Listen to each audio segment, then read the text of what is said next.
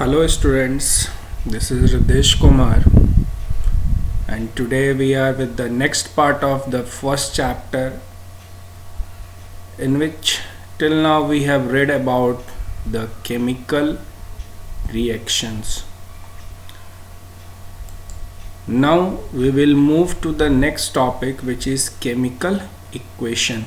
अभी तक आपने पढ़ा था केमिकल रिएक्शन क्या है, उस पर आप लोगों को कुछ प्रॉब्लम्स भी हुई थी जो प्रॉब्लम आपने लिख कर भेजा था आप ही के लैंग्वेज में। हालांकि काफ़ी ग्रामेटिकल मिस्टेक था but I have almost try to solve all the problems. Next topic अब मैं इस चैप्टर को आगे बढ़ाऊँगा। Let me be very clear again, मैं उस 2 वीडियो में भी बता चुका हूँ। यहाँ पे आप बैलेंसिंग पढ़ना है, तो बैलेंसिंग मैं आप लास्ट में पढ़ाऊँगा ऑन बोर्ड। वो ट्रेडिशनली एक पेपर प्रेजेंटेशन पे नहीं पढ़ाया जा सकता है। सो आज का टॉपिक है chemical equation. Let's begin. Chemical equation क्या होता है? सो chemical equation this is basically A definition term. आपको समझना होता है कि केमिकल इक्वेशन क्या कहते हैं। सो the method of representing of chemical reaction with the help of symbol and formula of the substance in it is known as chemical equation। वह तरीका जिससे कि हम कोई भी जो रिएक्शन हो रहा है उस रिएक्शन में जो हिस्सा ले रहे हैं केमिकल है उसको उसके सिंबल से, उसके फॉर्मूला से रिप्रेजेंट करें और इक्वेशन के फॉर्म में लिखें। जैसे हमें पढ़ना है या हम लोग पढ़ते हैं कि सोडियम क्लोरीन से रिएक्ट करता है तो नमक बनता है। So sodium plus chlorine form sodium chloride. आप इसे लैंग्वेज में लिखें, इक्वेशन में लिखना होगा तो हम लोग इसी सोडियम का IUPAC में जो सिंबल है उस सिंबल का यूज़ करेंगे, उसी क्लोरीन का और उसी साल्ट का, और उसको रिएक्शन से लिखेंगे। जैसे सोडियम का हो गया Na। अब इसके हमें रिएक्ट करना है तो हम इसमें प्लस देंगे and then we will write Cl chlorine. तब एक एरो दिया जाता है that shows reaction is happening and then we will write NaCl। So इस तरह से जब आप रिप्रेजेंट किए that will be a type in which we can say that this is chemical equation. ये केमिकल इक्वेशन के फॉर्म में आपने लिखा। तो आप कोई भी रिएक्शन सिंबल के तौर पे दिया जाएगा और आप बोला जाएगा उसको केमिकल इक्वेशन में लिखने। तो केमिकल इक्वेशन में याद रखने वाली चीज़ क्या है? एक chemical reaction with help of symbol and formula. जैसे हमने जो अभी आपको एग्जांपल दिया, this is sodium and chlorine. यहाँ सोडियम एक एलिमेंट था तो सिंबल यूज़ हुआ, क्लोरीन भी एक एलिमेंट था, यहाँ सिंबल यूज़ हुआ।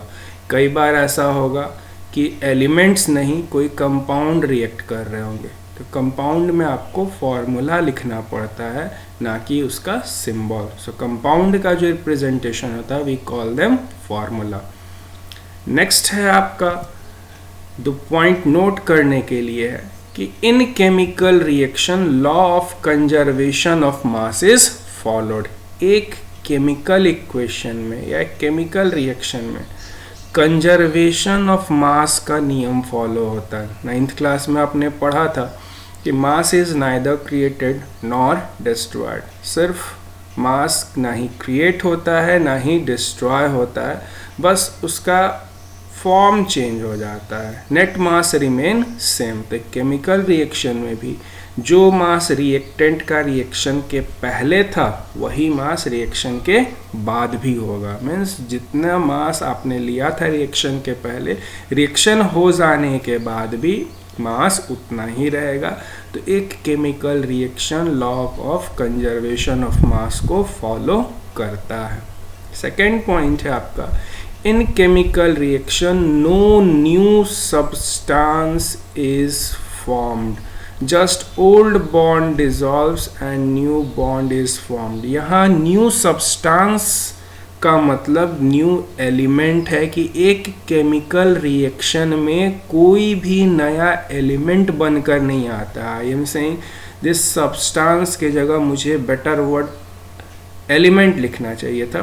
सो कोई नया एलिमेंट बनकर नहीं आता है, नया एलिमेंट्स फॉर्म नहीं होते हैं। जो पुराने कंपाउंड्स या एलिमेंट्स रिएक्ट कर रहे थे उनके बॉन्ड्स टूट जाएंगे और नया बॉन्ड बन जाएगा। Number of element in LHS is equals to RHS। जितने एलिमेंट आपने लेफ्ट हैंड साइड में लिया था उतना ही एलिमेंट RHS में होगा, राइट हैंड साइड में भी। ये आप एक एग्जांपल से अगले 1-2 मिनट बाद या 1-2 स्लाइड के बाद आप उसे देखेंगे। नीड ऑफ बैलेंसिंग, बैलेंस करने की ज़रूरत क्यों पड़ती है? So to follow the law of mass we can say balancing is taught. In fact balancing करने के लिए ऐसा नहीं है कि हमें मतलब बैलेंसिंग पढ़ाने के लिए बैलेंस होता है। हर केमिकल रिएक्शन बैलेंसिंग होता है, उसको समझने के लिए बैलेंसिंग हमें जानना पड़ता है। इन प्रैक्टिकल में कभी भी कोई भी केमिकल रिएक्शन बैलेंस ही होगा, अनबैलेंस नहीं होगा। सो इसके बाद आपको आता है टॉपिक बैलेंसिंग, जो मैं आपको बोर्ड पे बताऊंगा।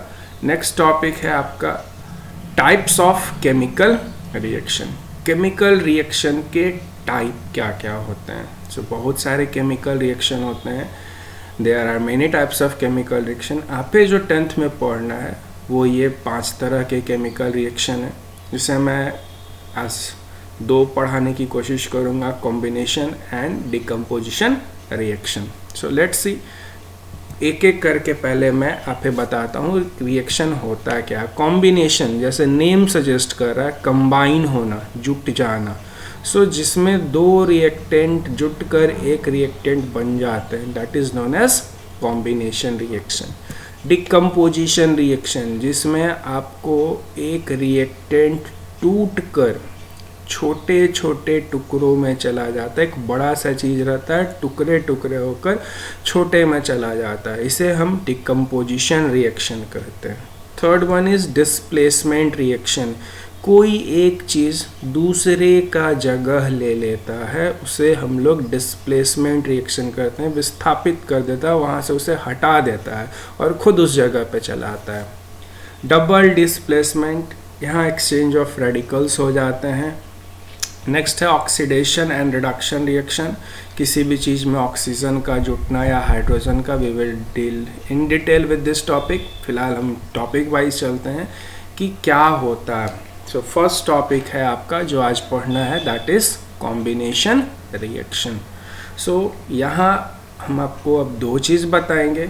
यहाँ सिंबल का भी इस्तेमाल हुआ है और रिएक्शन के फॉर्म में भी लिखा हुआ है। यहाँ देखिए, कार्बन एंड ऑक्सीजन। ऑक्सीजन, यहाँ कार्बन देखिए, कार्बन आपको एलिमेंट के फॉर्म में है, ऑक्सीजन कंपाउंड के फॉर्म में नहीं है, but this is not also in form of element. ये आपको एक मॉलिक्यूल के फॉर्म में। ऑक्सीजन ना ही कंपाउंड के फॉर्म में है, ना ही एलिमेंटल फॉर्म में है, this is in form of molecule.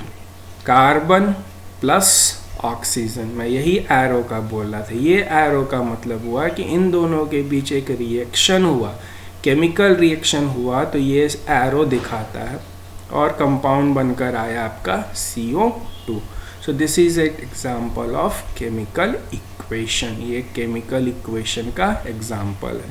यही वो एग्जांपल था Na+Cl, सोडियम और क्लोरीन। यहाँ देखिए, दोनों के दोनों आपको एलिमेंट फॉर्म में हमने लिया है और NaCl बना दिया। बट जब हम प्रैक्टिकल में इस रिएक्शन को कराएंगे तो पाएंगे कि Cl कभी भी Cl स्टेट में नहीं मिलता, it will always be in Cl2 form. So वहाँ पे रिएक्शन हो जाएगा Na+Cl2 forms NaCl and then we will need to balance. दूसरा चीज़ जो पिछले टॉपिक में था, जो मैंने कहा कोई भी नया एलिमेंट नहीं बनता है, इसका मतलब ये था, इधर देखिए Na है, यहाँ पे Cl है, इधर देखिए NaCl ही रहा, कोई नया चीज़ यहाँ पे ऐसा नहीं है ना, यहाँ कार्बन चला आया, यहाँ ऑक्सीजन प्लस करके चला आया या हाइड्रोजन, नहीं। यहाँ देखिए NHN है, यहाँ हाइड्रोजन, नाइट्रोजन है, हाइड्रोजन है, ये भी हाइड्रोजन है एंड क्लोरीन है। टोटल लेफ्ट हैंड साइड में कितने एलिमेंट्स थे? नाइट्रोजन 1, हाइड्रोजन 2, ये भी हाइड्रोजन है, 2 ही। गिनती भले हाइड्रोजन की 4 है, लेकिन एलिमेंट्स की बात हो रही है तो nitrogen, hydrogen and chlorine, total 3 element LHS में थे। RHS में भी चेक कीजिए, नाइट्रोजन ही है, हाइड्रोजन ही है और क्लोरीन ही है। ऐसा तो नहीं है कि यहाँ प्लस में ऑक्सीजन आ गया या कार्बन आ गया या कोई और चीज़ आ गई, नहीं। सो यही चीज़ कह रहा था, कोई भी नया एलिमेंट बनकर नहीं आता है। जितने एलिमेंट्स LHS में रहेंगे उतने ही एलिमेंट्स RHS में रहेंगे। बैलेंसिंग में आप जानेंगे कि जितनी इनकी संख्या लेफ्ट हैंड में है उतनी ही इनकी संख्या राइट हैंड में भी रहेगी। चलिए अब आते हैं, हम लोग देखते हैं कॉम्बिनेशन रिएक्शन। कॉम्बिनेशन रिएक्शन क्या होता है? The reaction in which 2 or more substance combine to form a single substance is called combination reaction। वह रिएक्शन जिसमें 2 या 2 से ज़्यादा सब्सटेंस जुटता है एक दूसरे के साथ टू फॉर्म सिंगल, एक सब्सटेंस बनाने के लिए, इसे हम कॉम्बिनेशन कहते हैं। आप लोग स्टूडेंट्स हैं, आप लोग अक्सर अपने जूनियर स्टेजेज में या अभी भी किसी दिन किसी कारण से क्लास के अटेंडेंस कम रहता है तो क्लास कंबाइन करानी पड़ती है। क्लास कंबाइन का मतलब क्या होता है कि कुछ सेक्शंस होते हैं आपके क्लासेस में। सपोज आप 10th A, 10th B, 10th C, 10D, 10E, 3-5 section आपके स्कूल में है। सो व्हाट हैपन्स कि किसी कारण से एग्जामिनेशन के 2 दिन पहले, 3 दिन बाद आपकी अटेंडेंस काफ़ी कम है और क्लास रन करने लायक नहीं है। किसी में 2 स्टूडेंट्स हैं, किसी में 5 स्टूडेंट्स हैं, किसी में 6 स्टूडेंट्स हैं। व्हाट टीचर्स डू, वो सारे स्टूडेंट्स को जोड़कर एक क्लास में बैठा देते हैं। Now number of strength has gone up, सारे क्लास में 5, 6, 10 मिलाकर कम से कम 20-25 बच्चे हो गए। सो यहाँ पर क्या हुआ, आपका 10A, 10B, 10C, 10D, 10E, 10A plus 10B plus 10C plus 10D plus 10E, 5 section combine करके एक बनकर आए।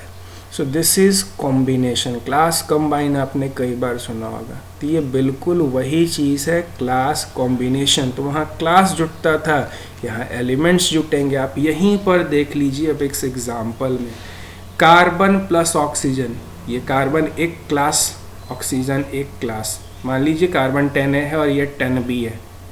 10A में एक स्टूडेंट थे, 10B में 2 स्टूडेंट्स थे, दोनों जुटकर एक हो गए। कॉम्बिनेशन में ध्यान रखने वाली बात ये है, LHS में कितने भी होंगे प्लस Cl, यहाँ पे कुछ और भी जोड़ देते हैं प्लस करके, फिर कुछ और जोड़ देते हैं प्लस करके। इस एरो के इधर इनकी संख्या 3, 4, 5, 6, 7, 8, 2, 3, 4, 5, 6, 7, 8, 9, 10 कुछ भी हो सकती है।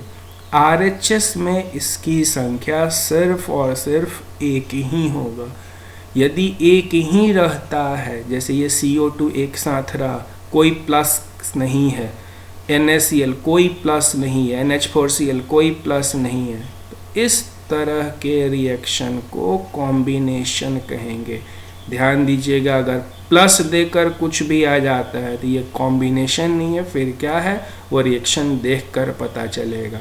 तो कॉम्बिनेशन की पहचान है, LHS में नंबर ऑफ एलिमेंट्स कितने भी हो सकते हैं, RHS में जो कंपाउंड फॉर्म होकर आएगा उनकी संख्या एक ही रहेगी, 2 कंपाउंड्स के बीच में प्लस सिंबल नहीं रहेगा। अगर प्लस आता है that will not be a combination reaction. यही चीज़ लैंग्वेज में भी लिखा हुआ है। Point to be kept in mind is that LHS there can be any number of elements और कंपाउंड्स। LHS में कितना भी नंबर हो सकता है, जैसे यहाँ देखिए एलिमेंट प्लस मॉलिक्यूल है, एलिमेंट प्लस एलिमेंट है, कंपाउंड प्लस कंपाउंड है, ये एग्जाम्पल्स लिए गए हैं। RHS में देखिए सारे के सारे कंपाउंड ही हैं। LHS में एलिमेंट प्लस मॉलिक्यूल हो सकता है, एलिमेंट प्लस एलिमेंट हो सकता है, कंपाउंड प्लस कंपाउंड हो सकता है। एक और एग्जांपल जोड़ सकते थे जिसमें एलिमेंट प्लस कंपाउंड हो सकता था। इसमें कोई बैरियर नहीं है कि आपको एलिमेंट के साथ एलिमेंट ही लेना है, एलिमेंट के साथ कंपाउंड ही लेना, मॉलिक्यूल के साथ मॉलिक्यूल लेना है, कुछ भी लीजिए। इस एरो के बाद एक ही बनकर आएगा। This is the important point, ये एक ही रहा। This one is your combination reaction. जैसे 5 सेक्शन जुटकर एक ही सेक्शन बनते हैं, then it is a combination reaction. Next reaction है आपका, I think next reaction is decomposition reaction. ये रिएक्शन काफ़ी बड़ा है, इस पे स्लाइड्स कम हैं बट समझना ज़्यादा। आई होप जब आप इस वीडियो को देख रहे हैं तो please take a copy and pen. आप पॉज कर करके कुछ चीज़ नोट करना होगा। I will be slow in this but you will have to understand. आप किताब भी अपने टेक्स्ट बुक अपने पास रखें कुछ एग्जांपल्स को, इसमें काफ़ी प्रॉब्लम्स आएंगे। आप प्लीज़ अपने प्रॉब्लम्स को एक पेपर पे लिखकर मेरे व्हाट्सएप नंबर जो आप इस स्लाइड पे भी देख रहे हैं या मेरे पहले वीडियो में है, वहाँ पे से आप मुझे मैसेज व्हाट्सएप पे कर सकते हैं। एनीवे, पहले टॉपिक देखते हैं, हो सकता है आप समझ में आ जाए। Decomposition reaction. डिकम्पोजिशन मतलब होता है टूटना, बड़ा चीज़ का टूटकर छोटे में चला जाना।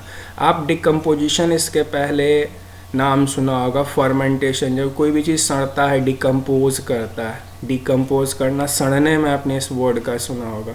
सो this is decomposition reaction, the reaction in which big compounds break into 2 or more simple substances called decomposition reaction. ये एक ऐसा रिएक्शन है जिसमें कि एक बड़ा कंपाउंड टूटता है 2 या 2 से ज़्यादा।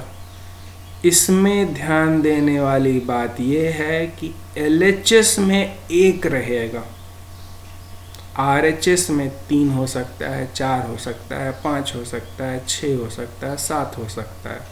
This can be converse of combination reaction. हम इसे कन्वर्स ऑफ कॉम्बिनेशन भी कर सकते हैं। कॉम्बिनेशन में छोटे जुटकर बड़े बनाते थे, यहाँ पे बड़ा टूटकर छोटा बनेगा।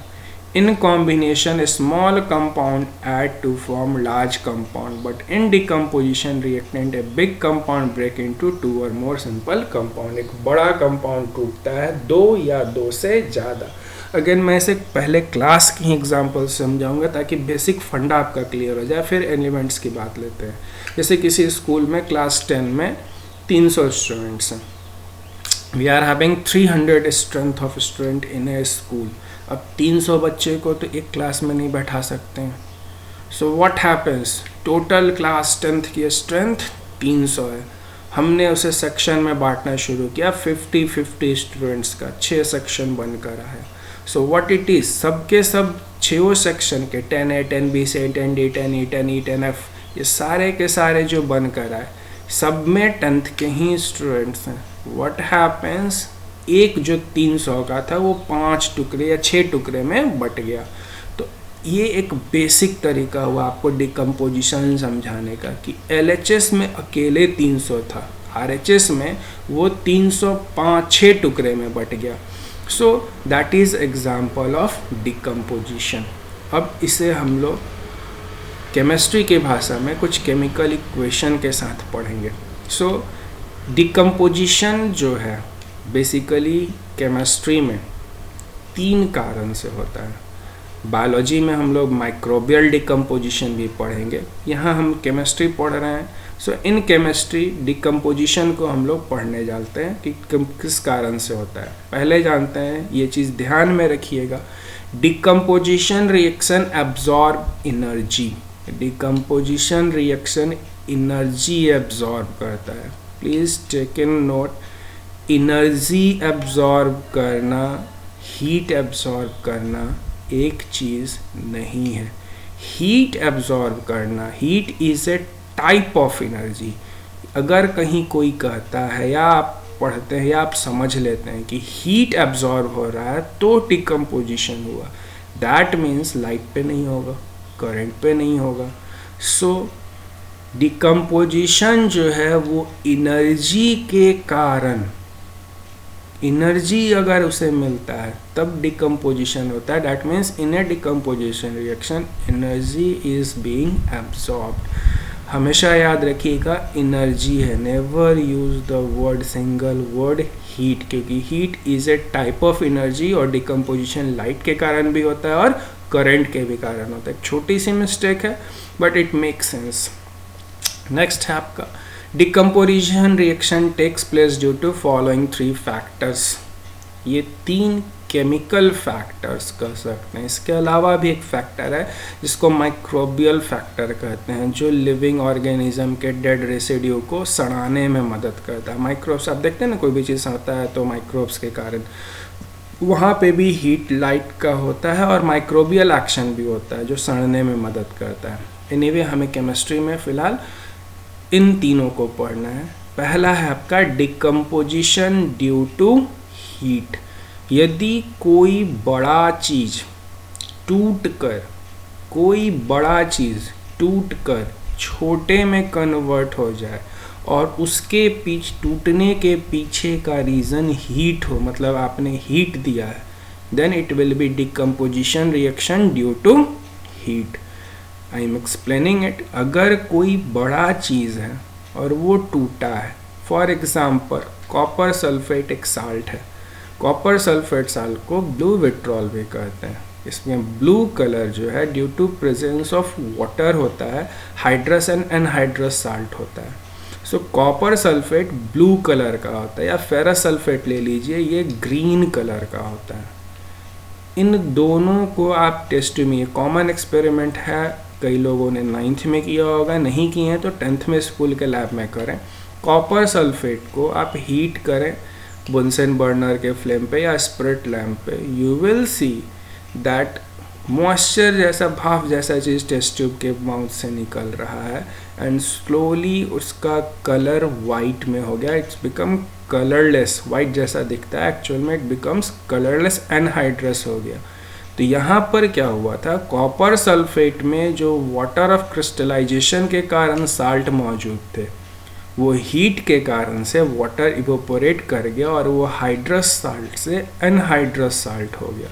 This is a example of decomposition reaction due to heat.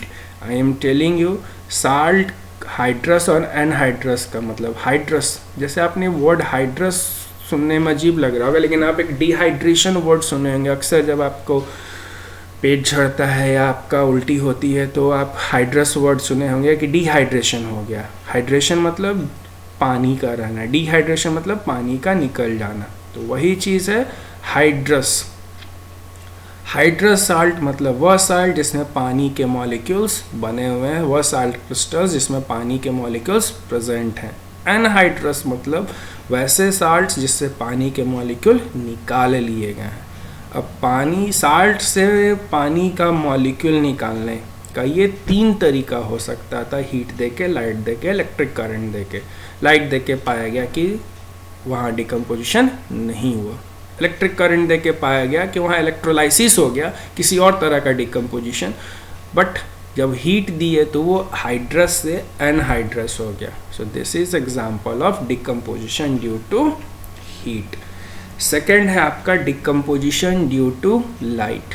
आप लोगों में से कई लोगों फोटोग्राफी जो पहले पुराना रील वाला आता था, अब नहीं देखे होंगे, चलिए कोई बात नहीं। आप एक्सरे प्लेट तो जानते हैं। तो when your body is exposed, when you go for X-ray plate को लगा दिया जाता है and when these X-rays are emitted, जब एक्सरे इमिट होता है वो आपके बोन्स के और फ्लैश के थ्रू जाता है। तो बोन्स जो हैं वो एक्सरे पार्टिकल्स को रोक लेते हैं एंड फ्लैश से पार करके वो आपके एक्सरे प्लेट पे पीछे चलाता है। सपोज मेरे पीछे ही एक्सरे प्लेट है, सामने से ही एक्सरे लाइट्स आ रहा है, तो हमारा बोन रोक लेगा फ्लैश से पार होते हुए, इस पर एक इमेज प्लॉट होकर आता है। तो वो एक्सरे जो होता है एक्चुअल में दैट इज़ सिल्वर ब्रोमाइड का एक लेयर लगा रहता है या सिल्वर क्लोराइड का, जो कि वाइटिस कलर का होता है और लाइट पड़ते वो डिकम्पोज करके ब्लैक हो जाता है।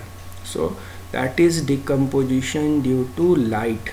एक इंटरेस्टिंग चीज़ बता रहा हूँ, मैं कई स्टूडेंट्स से पढ़ाया हूँ तो उन लोगों में रहता है, एक्सरे प्लेट बिना लाइट के एक्सपोजर के it is almost greyish in colour. जो हड्डी का आपका रंग दिखता है ना, वो उस रंग का पूरा प्लेट रहता है और लाइट पड़ने के कारण वो ब्लैक कलर में चला आता है, और जहाँ लाइट नहीं पड़ा है वो स्टिल ग्रे जैसा ही रहता है। जो बोन का स्ट्रक्चर आपने देखा है, आपने कई बार एक्सरे, किसी अपना नहीं किसी का तो एक्सरे प्लेट देखा ही होगा।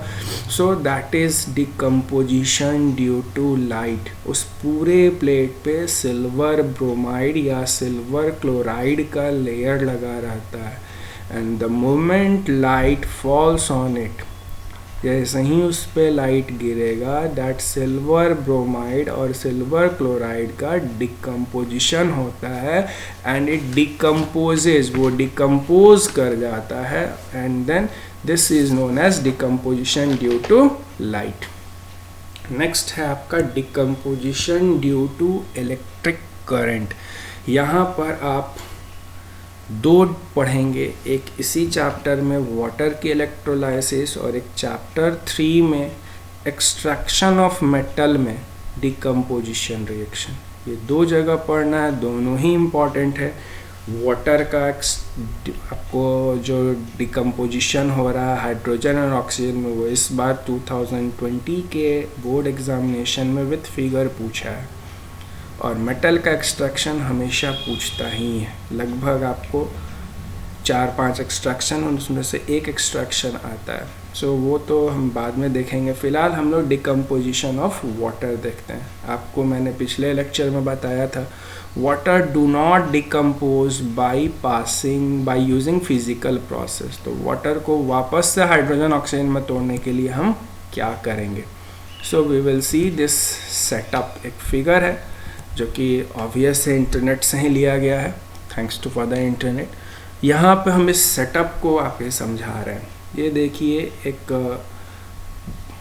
एक आपको ये कहिए कि बेल जार होता है या एक ऐसा बर्तन जिसका बेस नहीं है। ऑलमोस्ट लैब में हम इसे बेल जार ही कहते हैं। बॉटम ओपन होता है, उसमें ये एक रबर कॉर्क लगाया गया है और ये ग्रेफाइट्स के इलेक्ट्रोड है। लैब में 2 इलेक्ट्रोड्स काफ़ी कॉमन रहेंगे, ग्रेफाइट एंड प्लैटिनम। ग्रेफाइट सस्ता होता है और किसी से रिएक्ट नहीं करता है। प्लैटिनम की भी सेम वही प्रॉपर्टी है। तो आपके लैब में ग्रेफाइट है तो ग्रेफाइट यूज़ कीजिए, प्लैटिनम है तो प्लैटिनम के इलेक्ट्रोड यूज़ कीजिए। ये कनेक्टिंग वायर्स के सिंबल हैं और ये बैटरी की सप्लाई है, डीसी करंट की सप्लाई है। अब यहाँ पर हम एक प्योर वाटर ले लिए, इन इलेक्ट्रोड्स को हमने एक टेस्ट ट्यूब से और इसे भी एक टेस्ट ट्यूब से ढक दिया। हमारा सेटअप तैयार है। Now let us see again. एक बेल जार है, इस बेल जार में रबर कॉर्क लगा हुआ है, इसमें होल्स रहते हैं। उस होल्स इतने टाइट रहते हैं कि ग्रेफाइट इलेक्ट्रोड्स के बाद से वाटर लीक नहीं कर। अगर वाटर लीक कर रहे हैं तो हमें सीलेंट इस्तेमाल करना रहता है ताकि वाटर लीक करके बाहर ना आए। सेम चीज़ यहाँ पे भी, इन इलेक्ट्रोड्स को हम लोग बैटरी से जोड़ देते हैं।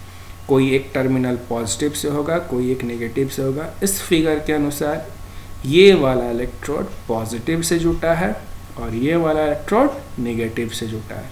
स्विच की कमी है बेसिक इलेक्ट्रिकल सर्किट में, सो आप यहाँ पे एक चाहें तो स्विच को जोड़ सकते हैं कि लेट्स ऐड 1 स्विच। हम यहाँ पर एक स्विच को ऐड कर देते हैं। ये मान लीजिए आपका स्विच है, this one is your switch. The moment you will press, current यहाँ से फ्लो करना शुरू करेगा। चलिए अभी फ़िलहाल वो चीज़ नहीं है। यहाँ पे एक प्योर वाटर है और इसके ऊपर एक टेस्ट ट्यूब हमने लगा दिया। The moment they switch on, क्या करंट पास करेगा? No, current will not pass because pure water is bad conductor of electricity। तो इसे इलेक्ट्रिसिटी पास कराने के लिए आप इसमें कोई भी एसिड डाल सकते हैं। जैसे यहाँ पे डाइल्यूट सल्फ्यूरिक एसिड डाला। अब ज़रूरी नहीं है कि सल्फ्यूरिक एसिड ही डाला जाए, आप नींबू भी डाल सकते हैं, आप नमक भी डाल सकते हैं, आप हाइड्रोक्लोरिक एसिड भी डाल सकते हैं। तो जो भी एसिड अवेलेबल है, नमक अवेलेबल, आप उसे डाल सकते हैं। What happens, they provide free ions, current pass करने लगता है। सो व्हाट हैपेंस, पहले करंट यहाँ से ऐसे जा रहा था और यहीं तक जाकर रुक जा रहा था, इस इलेक्ट्रोड के टिप तक, इसके आगे इधर नहीं जा पा रहा था। It is not crossing this now due to presence of free ions it will travel to this, ये इस तरफ से इस तरफ जाएगा. Now it will travel like this and complete the circuit. ये सर्किट को कंप्लीट किया. हम यहाँ पे देखेंगे कि गैस के बबल्स बनने शुरू हो गए इन दिस टू टर्मिनल्स, और इन गैस के बबल्स को कुछ देर पास कराने के बाद से we will again switch off and then compare. इनमें स्केल वाले टेस्ट ट्यूब होते हैं, मीन्स स्केल की मार्किंग रहती है. आप कैसा टेस्ट ट्यूब लैब में देखा होगा. When we will compare this scale, we will find कि अगर ये 1 सेंटीमीटर है तो ये 2 सेंटीमीटर होगा. अगर ये 2 सेंटीमीटर है तो ये 4 सेंटीमीटर होगा. दैट मीन्स ये रेशियो हमेशा 1:2 के रेशियो में रहेगा. It is not going to change the ratio. That means अगर ये 1.5 सेंटीमीटर है तो ये 3 सेंटीमीटर खाली रहेगा. क्यों ऐसा होता है? What is formula of water? H2O. मतलब अगर एक पानी टूटता है तो उससे 2 हाइड्रोजन और 1 ऑक्सीजन निकलता है. तो वही ये रेशियो बता रहा है कि हमेशा हाइड्रोजन 2 गुना रहेगा इससे. अगर ये 1.5 सेंटीमीटर है, 1.5 सेंटीमीटर ये हमारा फिजिकल है कहने के लिए. 1.5 सेंटीमीटर वो टूटे हैं तो मोल्स में आएंगे. मोल कॉन्सेप्ट आपने 9 में पढ़ा है. मैं इसे सिंपल बताने के लिए सेंटीमीटर में बताया कि अगर यहाँ 1.5 सेंटीमीटर की जगह खाली हुई थी तो यहाँ पे 3 की होगी. अगर 1 हुआ है तो 2, यहाँ 2 है तो 4, यहाँ 3 है तो यहाँ 6. So what will be the ratio? Ratio will always be 1:2. तब यहाँ देखिए हमने बिजली के करंट को पास किया तब जाकर डिकम्पोजिशन हुआ. पानी पे क्या लाइट डालने से डिकम्पोजिशन होता है? नो. क्या पानी को गर्म करने से डिकम्पोजिशन पानी का हुआ? No. Answer is water has decompose due to passing of electric current. So that is all about decomposition. मैं आपको एक सजेशन देता हूँ, आप डिकम्पोजिशन रिएक्शन को टेक्स्ट बुक में पढ़ें. There will be lot of examples. उन एग्जाम्पल्स को देखें क्या कह रहा है. उन एग्जाम्पल्स में अगर कोई समझने में प्रॉब्लम है then write that example and WhatsApp me on my number so that I will explain your problem in my next video. यहाँ आप एक चीज़ याद रखना पड़ेगा, ऑक्सीजन हमेशा पॉजिटिव टर्मिनल पे आता है और हाइड्रोजन हमेशा नेगेटिव टर्मिनल पे बनकर आता है. वही यहाँ इस रिएक्शन में लिखा गया है. कैथोड पे हाइड्रोजन 4 इलेक्ट्रॉन रिसीव करके हाइड्रोजन गैस बन गया एंड एनोड पे ये 4 इलेक्ट्रॉन कर दे के ऑक्सीजन में मॉलिक्यूल में कन्वर्ट हो गया. सो that is all about today's video. Thank you.